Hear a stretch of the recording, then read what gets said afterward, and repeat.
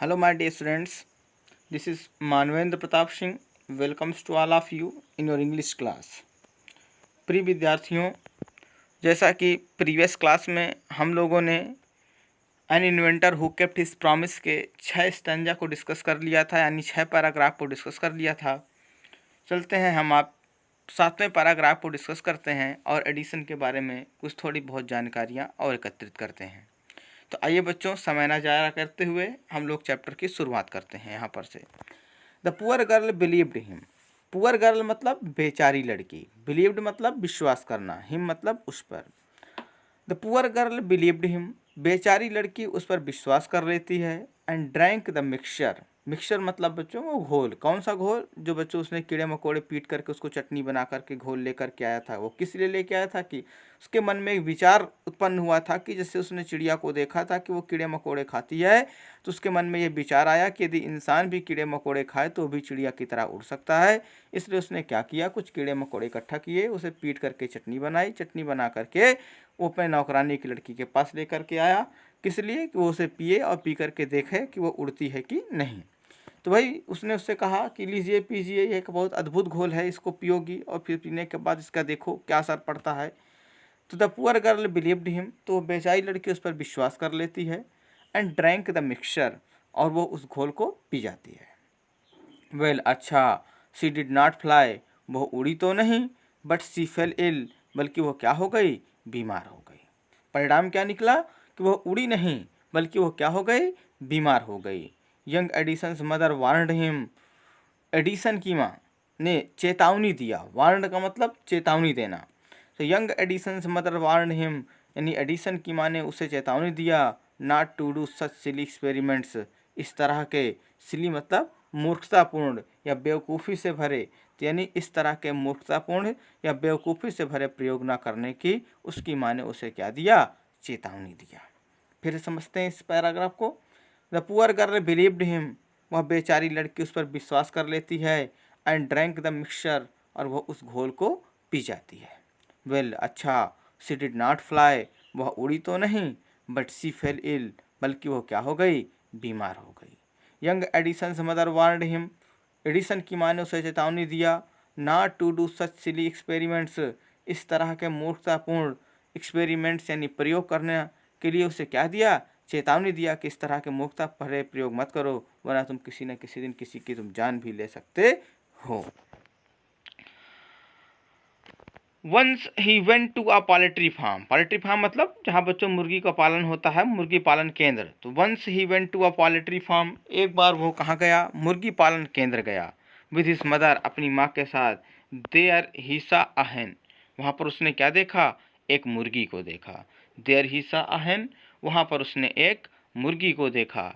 It was sitting on it's egg, वो क्या थी, अपने अंडे पर बैठी हुई थी। ही आस्क्ड हिज मदर, उसने अपनी माँ से पूछा। It was, and she answered, यानी उसकी अपने माँ से उसने किस बारे में पूछा, कि वो अंडे के ऊपर क्यों बैठी हुई है।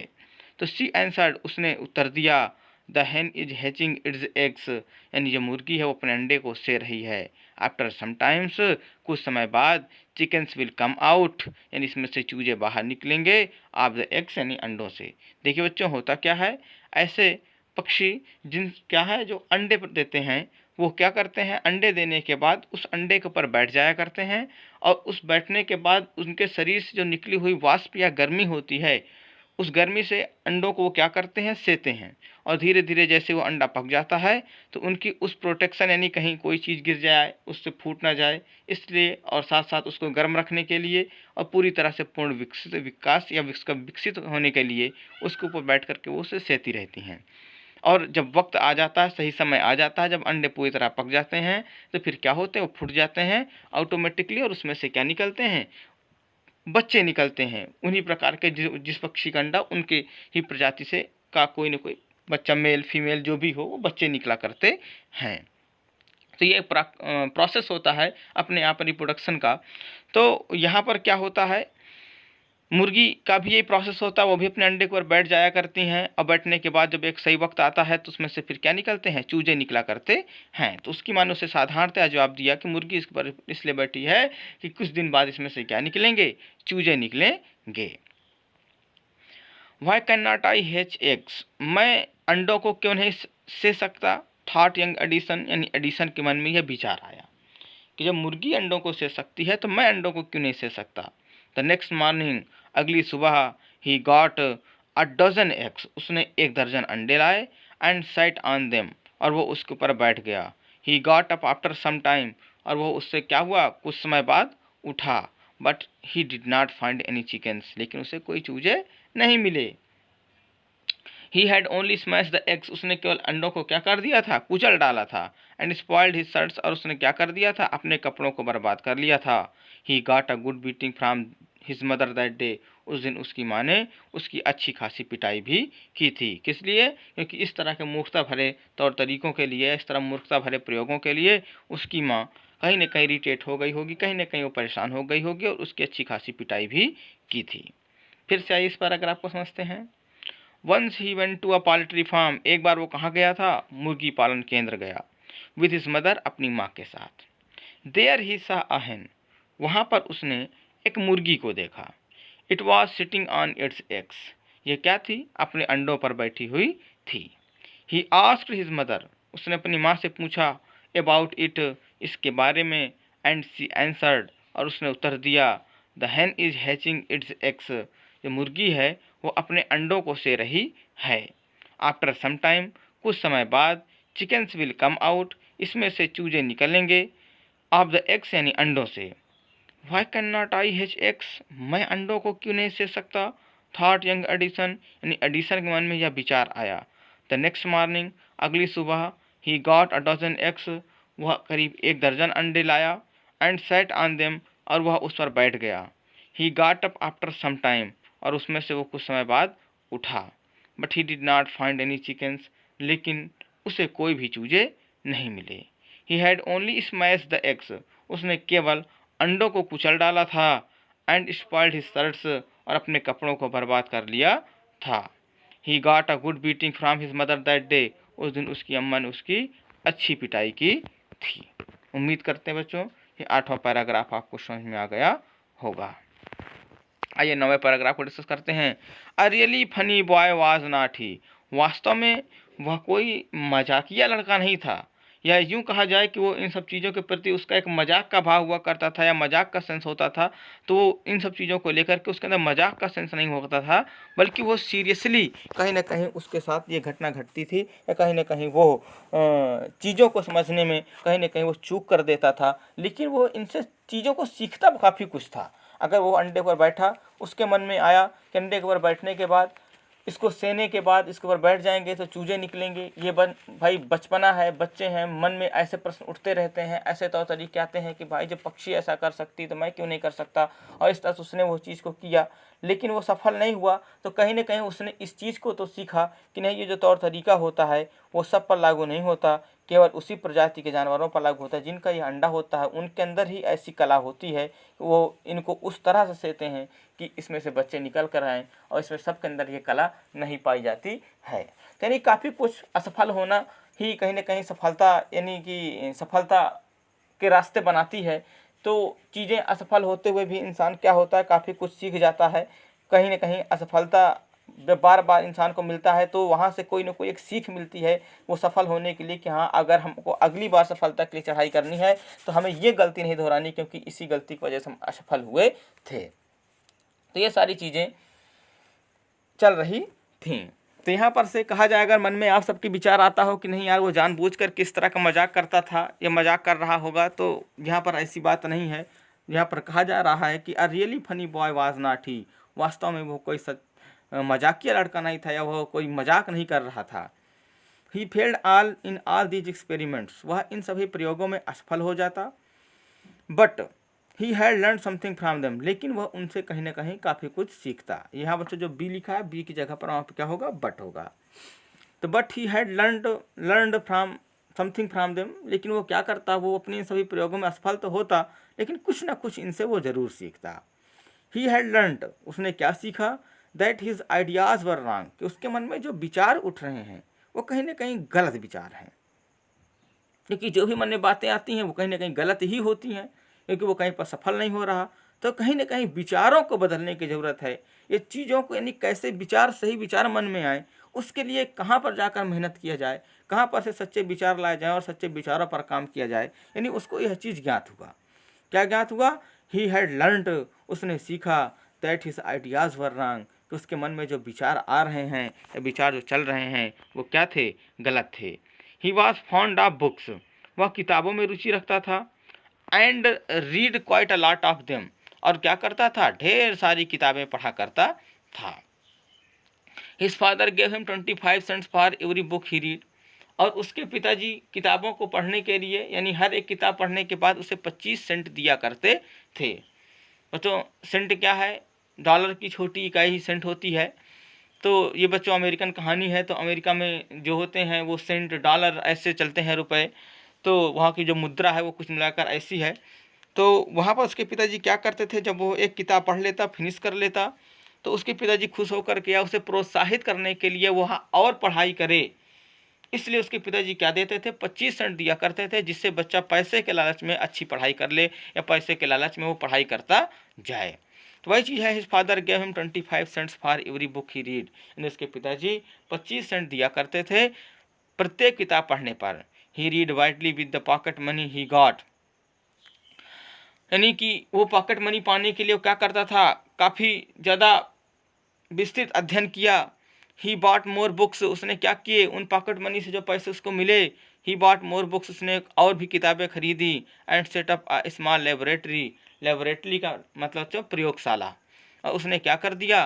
उन पैसों से पढ़ाई लिखाई कर करके, उन किताबों से पढ़ पढ़ करके अपने ज्ञान की वृद्धि करके उसने क्या कर दी? एक छोटी सी प्रयोगशाला भी स्थापित कर दी। हिज मदर इनकरेज्ड हिम, उसकी माँ हमेशा उसे क्या करती थी?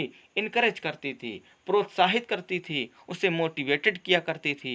And helped him in his experiments, और उसके प्रयोगों में उसकी मदद किया करती थी।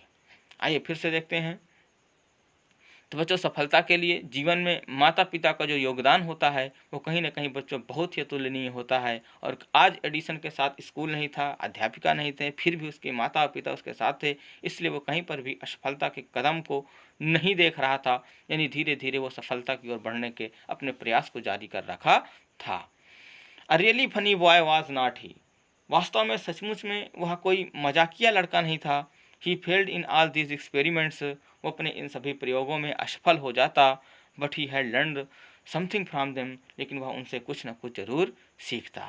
ही हैड लर्नड, उसने सीखा, दैट कि हिज आइडियाज़ वर रॉन्ग, यानी उसके मन में जो विचार चल रहे हैं या जो भी वो सोच रहा है वो सब के सब क्या थे? गलत थे। He was fond of books, वह किताबों में रुचि रखता था। And read quite a lot of them, और उसने बहुत सी किताबें भी पढ़ी। His father gave him 25 cents for every book he read, उसके पिताजी हर किताब पढ़ने पर उसे 25 सेंट दिया करते थे। He read widely with the pocket money he got, उसने वो पॉकेट मनी जो पाया उससे काफ़ी विस्तृत अध्ययन किया। ही बॉट मोर बुक्स, उसने कई किताबें खरीदी। And setup a small laboratory, और एक छोटी सी प्रयोगशाला भी स्थापित कर दी। हिज मदर इनकरेज्ड हिम, उसकी माँ जो थी वो उसे प्रोत्साहित करती थी, उसे मोटिवेटेड करती थी। And helped him in his experiments, और उसके प्रयोगों में उसकी मदद भी किया करती थी। आफ्टर सम टाइम, कुछ समय बाद, Edison found that he needed more money to carry on his experiments, उसे इस चीज़ के बारे में महसूस हुआ, उसने यह महसूस किया कि अगर उसको अपने प्रयोगों को आगे तक जारी रखना है उसे कहीं ना कहीं और पैसों की आवश्यकता थी। भाई प्रयोग हैं, अब छोटे छोटे प्रयोगों के बाद कुछ बड़े प्रयोग करने हैं, उनके लिए कुछ अलग आधुनिक मशीनें चाहिए, तौर तरीके चाहिए, पैसे रुपए चाहिए, तभी वो सामान लेकर के आएगा, तभी वो प्रयोग कर सकता है।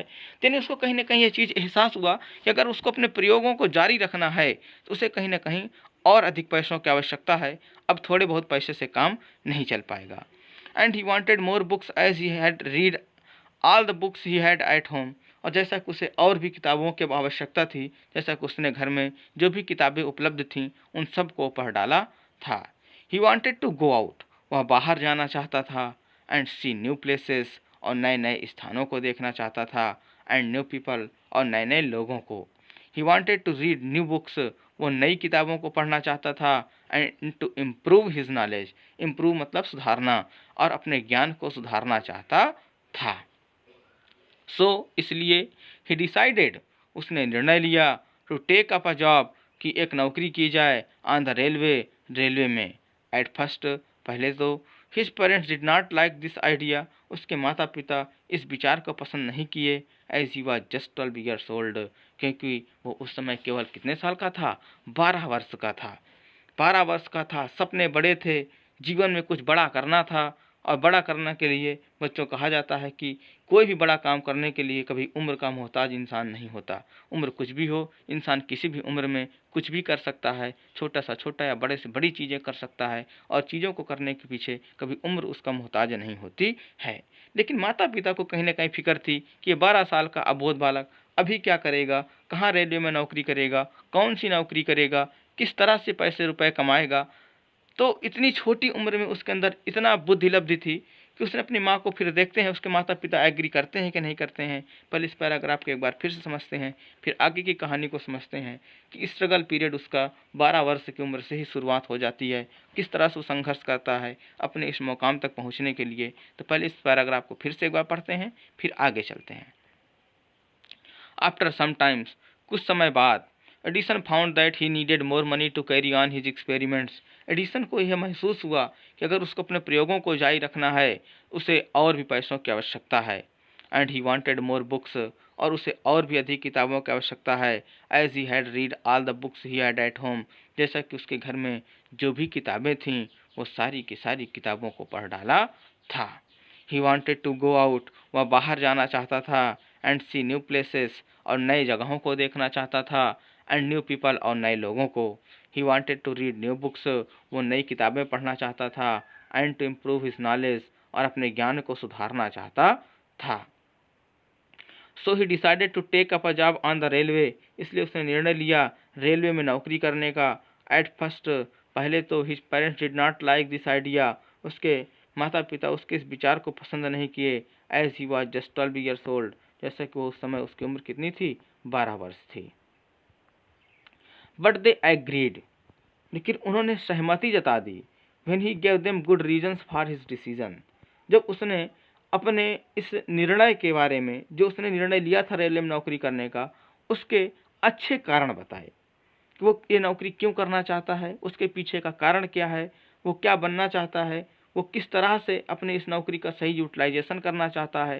यानी जब उसने इस निर्णय के अच्छे कारण के बारे में बताया, तो उसके माता पिता ने कहीं ना कहीं उसे सहमति दे दी कि ठीक है, जैसी तुम्हारी इच्छा हो तुम वैसा करो। So Edison become a newspaper boy, इसलिए बच्चों एडिसन क्या हो गया, समाचार पत्र बांटने वाला लड़का। जैसा कि बच्चों आप लोग कभी रेलवे में यात्रा कर रहे होते हो तो देखते हो स्टेशन के बच्चों आसपास कहीं ना कहीं कोई ना कोई छोटा बच्चा या बड़े बुजुर्ग वृद्ध जो भी होते हैं पेपर बेच रहे होते हैं, कुछ रेलवे के अंदर बोगियों में आकर के बेच रहे होते हैं। तो बिल्कुल एडिसन वैसा ही बच्चा बना, यानी उसने न्यूज़पेपर खरीदा, बोगी के अंदर जा करके लोगों को पास में न्यूज़पेपर बांटना शुरू कर दिया। तो वही चीज़ हुआ कि so Edison become a newspaper boy, इसलिए एडिसन क्या हो गया, न्यूज़पेपर बांटने वाला लड़का बन गया। And travelled up and down the train to Detroit, और उसने क्या किया, डेट्रॉयट से ही क्या किया, ट्रेन में ही आना जाना शुरू कर दिया। ही सोल्ड न्यूज़पेपर्स, उसने समाचार पत्र बेचे, स्वीट्स मिठाइयाँ बेची, एंड फ्रूट्स और फल बेचे। And earn $2 on the first day, और पहले दिन ही उसने $2 की कमाई की। He said to his mother, उसने अपनी माँ से कहा, एट सपर, सपर के दौरान, दैट नाइट, उस रात, यानी रात्रि के भोजन के दौरान उसने अपनी माँ से कहा, टेक दिस $, मदर, माता जी यह dollar low. Every night I shall give you $1 from what I earn, प्रत्येक शाम में मैं तुम्हें, या प्रत्येक रात को मैं तुम्हें $1 दूंगा, जो कुछ भी मैं कमाऊंगा अपनी उस कमाई से मैं तुम्हें $1 दिया करूंगा। And he kept his promise, और अपने उसने इस वायदे को जारी रखा, यानी अपने इस वायदे को हमेशा पूरा किया। फिर से आइए बच्चों 11वां पैराग्राफ समझते हैं। But they agreed when he give them good reasons for his decision, लेकिन उसके माता पिता सहमति दे दिए जब उसने अपने इस निर्णय के अच्छे कारणों के बारे में बताया कि वो जो डिसीजन ले रहा है उसके पीछे उसके क्या कारण हैं, और जब वो कारण उनको अच्छे लगे तो उनके माता पिता ने उसे सहमति दे दी। So Edison became a newspaper boy, इस तरह एडिसन समाचार पत्र बांटने वाला लड़का बन गया। And travelled up and down, और वो आती जाती ट्रेन में यात्रा करता। द ट्रेन टू डेट्रॉइट, यानी डेट्रॉइट से बच्चों ट्रेन में यात्रा करता। ही सोल्ड न्यूज़पेपर्स, उसने न्यूज़पेपर बेचे, स्वीट्स मिठाइयाँ एंड फ्रूट्स और फल, and earn $2 on the first day, और पहले दिन उसने $2 की कमाई की। He said to his mother, उसने अपनी माँ से कहा, एट सपर, रात्रि के भोजन के दौरान, दैट नाइट, उस रात, टेक दिस $1 मदर, माता जी इस $1 को लो, every night I shall give you $1, प्रत्येक रात मैं तुम्हें $1 दूंगा, फ्रॉम व्हाट आई अर्न, वो सब कुछ जो कुछ भी मैं इसमें कमाऊंगा, and he kept his promise, और उसने इस वायदे को रखा। तो बच्चों उम्मीद करते हैं कि यहाँ तक आपको क्लियर हो गया होगा। अब बच्चों आगे के पैराग्राफ का डिस्कशन हम नेक्स्ट वीडियो में करेंगे। तब तक बच्चों आप इस पर वीडियो को पढ़ते रहिए, समझते रहिए। Have a good day.